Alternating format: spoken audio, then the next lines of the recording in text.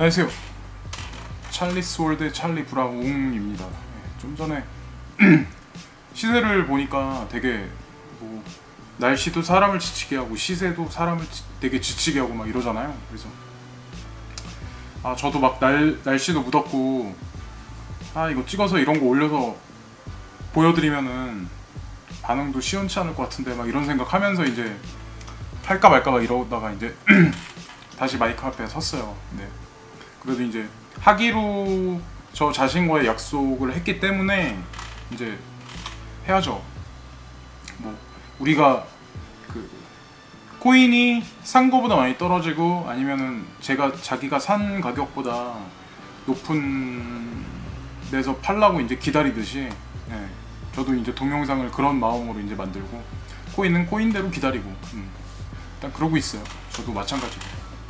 그래서 오늘 제가 드릴 말씀은 뭐냐면 그 4일 전에, 그러니까 오늘부터 4일 전에 그 인도네시아의 그 롬복에서 지진이 났었어요. 그래가지고 7.3의 강진이 나서 1300명의 중상자 그리고 385명의 사망자가 나왔어요. 그러니까 그냥 규모 면에서 따졌을 때는 상당히 큰 규모잖아요. 그래서 뭐 제가 생각했을 때는, 그러니까 이런 일이 발생하기 전에 그 인도네시아의 화산 아니면은 그 뭐 일본의 화산 또 저기 불의 고리로 따졌을 때 이쪽으로 이렇게 U자 형태로 이쪽으로 넘어가서 그 콜롬비아나 과테말라 이쪽에서도 무슨 일이 계속해서 일어났었잖아요. 그래서 지금 현재 가장 최근에 일어난 그 대지진은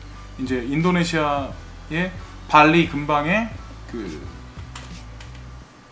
공놈인가 거기서 이제 일어난 사건인데, 여행을 원래 그 계획하셨던 분들은 뭐 모험을 무릅 쓰실 수도 있는데 제가 개인적으로 생각했을 때는 좀 약간 자제를 하시는 게 낫지 않을까라는 생각을 해요. 설상 막 손해를 보시더라도. 왜냐면 지진이 나고 나서 또 다시 지진이 나고 계속 여진이 계속 그 반발을 하거든요. 그러니까 이러다가 파동이 더 커질 수도 있는 거니까 가는 날이 장날이 될 수도 있는 거거든요. 악담하는 건 절대 아니고 조심하자는 의미에서 제가 말씀드리는 거고요. 일단 지진이 나서 이제 되게 많은 사망자가 나왔잖아요. 그래서 지금 보시면 이 사진에 보시면 되게 많은 사망자가 나왔었다는 거를 지금 이렇게 우리한테 보여주고 있는 거거든요. 되게 위급한 상황을 기자가 찍어가지고 이제 매스컴에 올린 거잖아요. 그래서 뭐 그리고 또 하나의 그냥 사진은 그 어떤 할아버지가 빨간 벽돌이 되게 튼튼하잖아요. 근데 그 자기 집 허물어진 거를 보면서 이제 허망스러운 이제 그 얼굴 표정으로 이제 바라보고 있는 모습을 이제 나왔는데, 안타깝죠. 근데 이런 남의 나라 일이긴 해도 뭐 우리나라도 솔직히 모르는 일이기 때문에, 그래서 여기에 보시면 일주일 만에 또 지진 난 인도네시아 롬복섬 왜 이렇게 지진이 잦을까라고 나와 있잖아요. 그래서 여기 보시면 알프스 히말라야 주산대와 환태평양 주산대 사이에 낀 인도네시아 2000년대 이후 태평양판 이동 심해져 지진 화산 폭발 더 잦아질 듯이라고 나왔잖아요. 그래서 마지막에 보면 2000년대 이후 더 화산 폭발 지진 더 잦아질 듯이라고 나온 게 되게 의미심장한 것 같아요. 그러니까 요즘에 보면 인도네시아뿐만 아니라 다른 일본도 마찬가지고 후지산에 그 폭발하려고 막 이렇게 분할을 하고 막 이렇게 연기를 내뿜고 막 그러잖아요. 거기다가 더해서 그러니까 한반도 같은 경우는 백두산에 그 천지에 그 물 밑에 가보면 거기서 이산화탄소가 막 이렇게 부글부글 올라온다고 하더라고요. 중국의 그 지질학자들이 그거를 이제 데이터를 이제 추려서 발표를 했다고 하는데, 궁금하신 분들은 이제 찾아보시면 아마 있을 것 같아요. 그래서 여기 보시면 왜 인도네시아에 빈번하게 이제 지진이 나냐. 아까 좀 전에 이제 문장에 나왔듯이 알프스 히말라야 조산대, 그리고 또 하나가 환태평양 조산대가 겹쳐지는 지역이 그 인도네시아예요. 그러니까 두 거대한 판상이 그 겹쳐져 있기 때문에 만약에 힘의 균형이 깨져서 한쪽으로 밀리거나 또 한쪽으로 밀리거나 하나가 우뚝 쓰면 이제 인도네시아에는 지금보다 훨씬 큰 메가 강진이 도래를 하겠죠. 그래서 그 이런 불레고리랑 또 알프스 히말라야 조산대랑 여기 그 포지션에 위치한 지역에 이제 나라가 국가가 이제 위치를 하고 있기 때문에 여행을 가든 아니면 사업차 인도네시아를 방문하시는 한국 분들도 많은데 조심하시는 게 좋을 것 같아요. 저는 이제 개인적으로 이제 그렇게 생각을 하거든요. 요즘에는.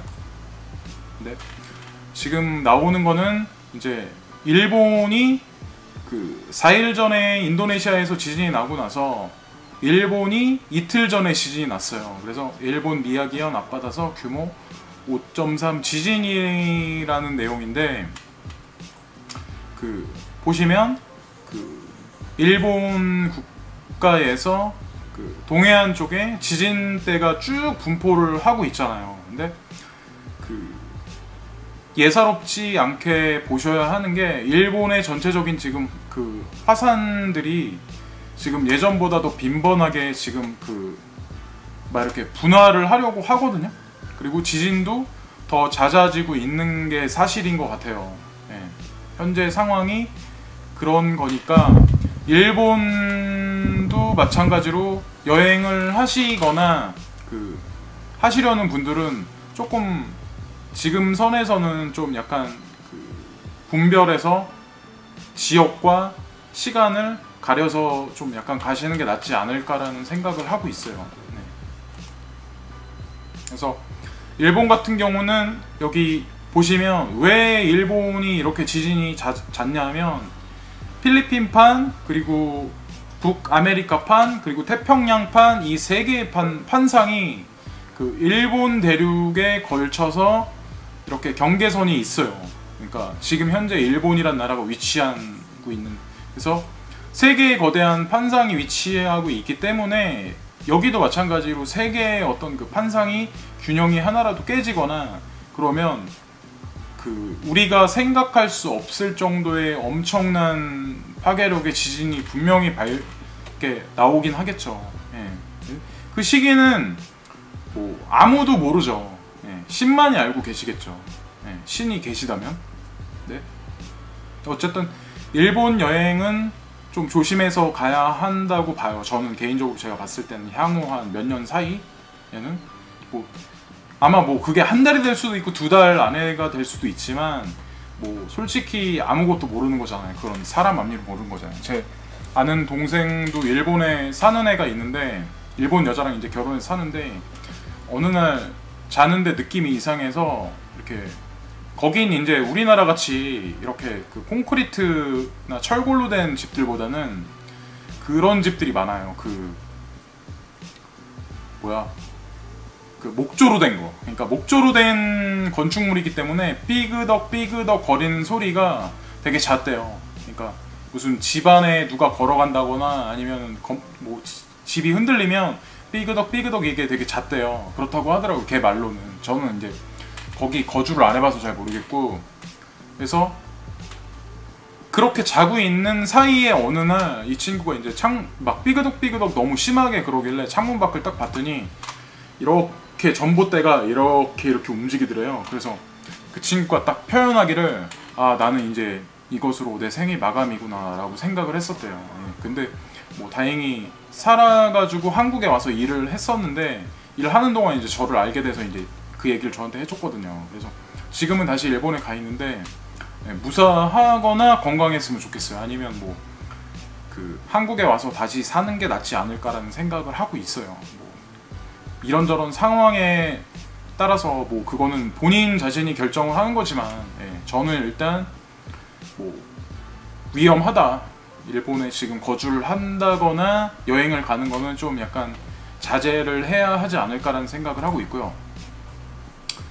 일본이 만약에 되게 위험해지고 만약에 메가 지진이 향후 몇 년 안에 만약에 생긴다면 그 한국에서는 지금 보시면은 지진대가 이렇게 그 동해안을 비롯해서 이렇게 쭉 이렇게 그 지진 파동이 이렇게 있잖아요. 현재 이렇게 사진에 보시면 나오듯이. 그래서 이 지역이 그 경주를 비롯해서 포항, 울산, 부산, 창원까지 이렇게 미치는 그런 지역이거든요. 그러니까 전통적으로 우리나라한테는 이제 그 제조업 같은 게 되게 제조업이나 철강업 같은 게 되게 집중돼 있는 지역이잖아요, 이 지역이. 근데 요즘에는 예전보다 이제 시들해졌는데 어떤 그 경제 자체의 어떤 판세가 바뀌면서, 그리고 조선업 같은 그런 것도 이제 중국 땅에 많이 뺏겼잖아요. 그래서 이쪽 지역에 사시는 분들은 좀 조심해야 하지 않을까라는 생각을 해요. 그러니까 물론 뭐 그 경기도나 서울시 지역 뭐 인근에 있는 지역에 사시는 분들도 물론 마찬가지로 조심해야 되겠지만, 그러니까 이 지역이 지금 보시면은 지진 파동이 가장 많이 빈번하게 일어나는 지역이거든요. 가운데 쪽만 빼고는 나머지는 다 포진해 있다. 그러니까 뭐 모르죠, 어떻게 될지 그거는. 그래서 보시면 경주가 가장 그 유력해요. 만약에 지진 파동이 일본에서 만약에 그 에너지파가 멈추지 않고 만약에 한반도로 넘어온다면 경주부터 시작해서 그 일대 이제 대구, 양산, 울산, 밑에 쪽에 먼 밑에 쪽에 이제 부산도 사실 저는 그 속해 있다고 생각을 하고 있거든요. 부산 그리고 위에 포항도.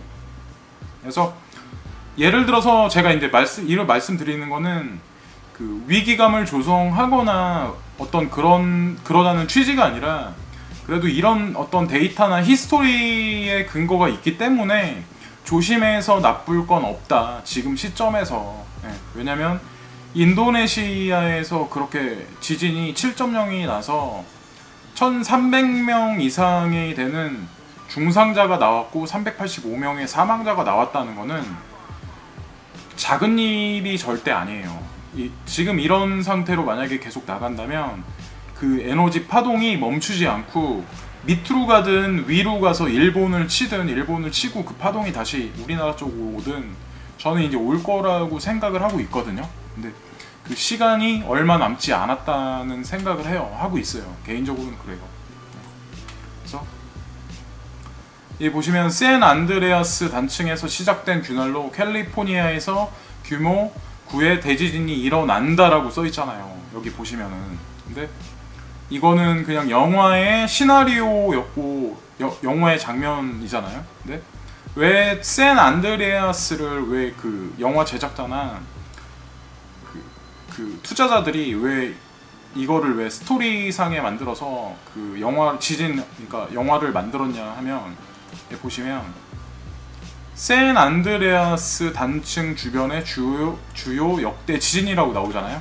여기 보시면 히스토리가 되게 대단해요. 예전부터 보면은 뭐 샌프란시스코 8.3, 그리고 478명 사망, 그리고 피해액도 2억 5천만 달러.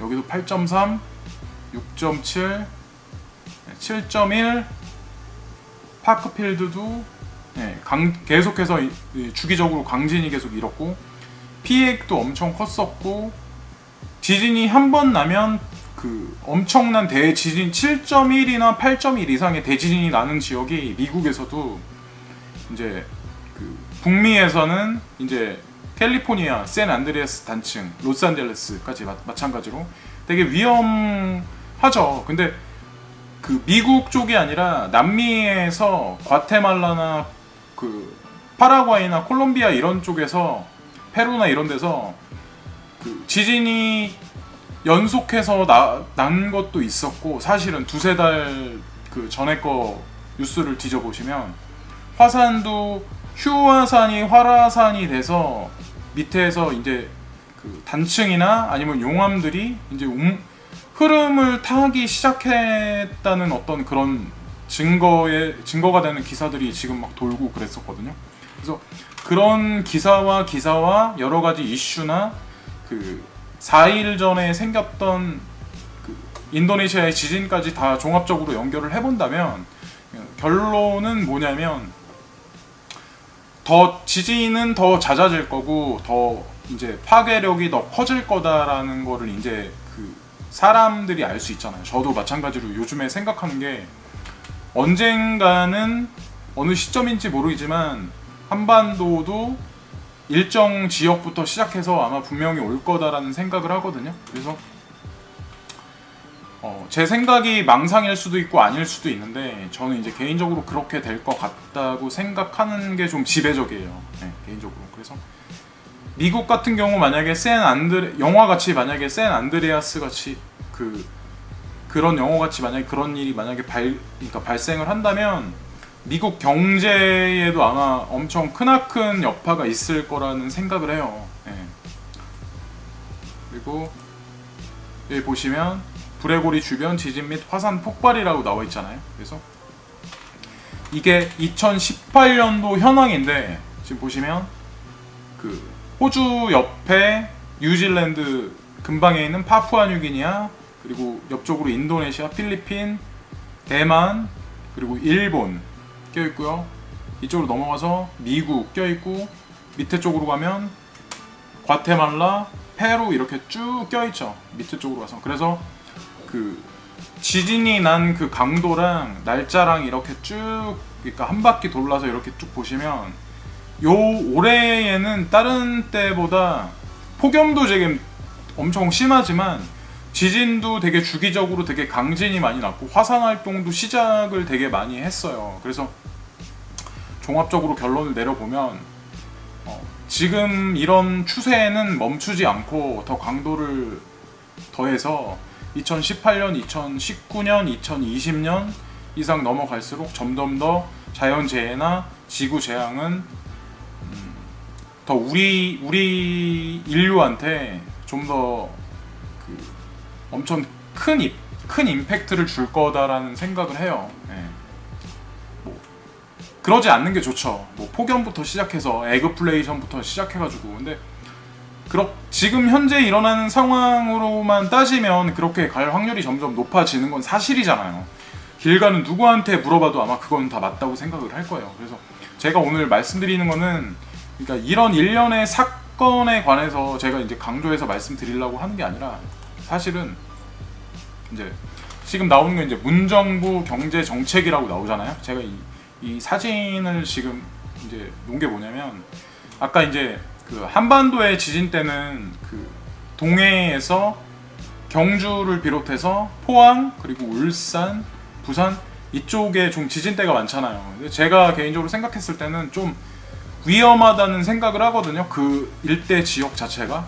그러니까 지금은 아니지만 만약에 일본의 지진 파동이, 이번에 인도네시아에서 났던 지진 파동이 만약에 그 일본으로 가고 일본에서 지진이 좀 크게 나서 그 지진의 여파가 만약에 한반도로 넘어왔을 때는 경주나 포항을 비롯해서 부산에 만약의 경우 마린시티 같은 어떤 그 고가의 거대한 그 건물에 만약에 크랙이 가거나 그런 게 SNS에 사진이 찍히고 동영상이 찍혀서 일파만파로 퍼지면 부동산에 대한 그 한국 사람 대다수가 가지고 있는 어떤 그 가치 기준의 패러다임이 전반적으로 180도 회전을 할 거다라는 생각을 해요. 그럴 기점이 충분히 가까이 왔고, 그래서 조심해야 될 시기 이미 분명하다고 생각을 하고 있고요. 저 개인적으로는. 그러니까 그럴 수도 있고 아닐 수도 있는데, 기성세대 같은 경우는 자기 자산의 어떤 90% 이상이 그 부동산에 되게 많이 축적이 돼 있는 상태잖아요. 그래서 부동산에 축적돼 있는 거를 좀 이렇게 스프레드해서 좀 이렇게 퍼뜨릴 필요가 있는 시점이 지금이 아닐까라는 생각을 해요. 특히나 고층 건물에 이제 포지션을 잡고 있는 어떤 그 건물주라든가 거기에 이제 사시는 분들, 그러니까 그냥 세를 내고 사셔도 마찬가지고, 조금 이제 지역적인 차이도 있겠지만 뭐 미리미리 생각을 하셔서 움직이실 수 있는 분들은 미리 좀 약간 안전한 상황에서 생활하시는 게 낫지 않을까라는 생각을 해요. 그러니까 제가 너무 높아심에 이런 말씀 드리는 걸 수도 있는데 제 느낌상은 아마 그럴 거라는 거죠. 예. 뭐 그렇게 되면은 안 좋죠. 솔직히 뭐 사람이 많이 죽고 다치고 피해보는 사람이 많아지는데, 근데 조심해서 나쁠 게 없다고 생각하는 시기고, 그러니까 전혀 그런 미동이 없을 때 사실 조심해서 준비를 해야 하거든요. 그래서 그럴 시기가 사실은 지금일 수도 있다는 거죠. 제가 개인적으로 보기에는. 그래서 여기 보시면은 문정부의 경제 정책이라고 제가 사진을 올린 이유가 뭐냐면 물론 뭐 지진의 어떤 그런 영향 때문에 부동산이 이제 뭐 영향을 받아서 패러다임이 바뀌어서 하락을 할 수도 있는데, 지금 문정부의 경제 정책 일변이 어떤 거냐면 이제 세수 증대하고 세율 증대나 뭐 대기업에서 돈을 어느 정도 이렇게 받아가지고 그걸 이제 사람들한테 좀 이렇게 공평하게 준다고 캐치프레이즈는 그렇게 걸려 있지만, 오늘도 여러분들도 아시겠지만 오늘도 사실 국민연금이 60살에서 65살까지 그 납입을 해야 된다고 이제 그런 사항이 나왔잖아요. 거기다 이제 국민연금률도 인상이 됐어요. 근데 이게 2018년도만 인상이 될 거냐라고 생각 안 하거든요. 2019년 계속해서 줄기차게 아마 인상을 할 거예요. 그러니까 뭐 직장 가지시고 유리봉투인 세금을 4대 보험 계속 내시는 분들은 제가 개인적으로 생각하기에는 It's Charlie's World. It's Charlie's World. It's Charlie's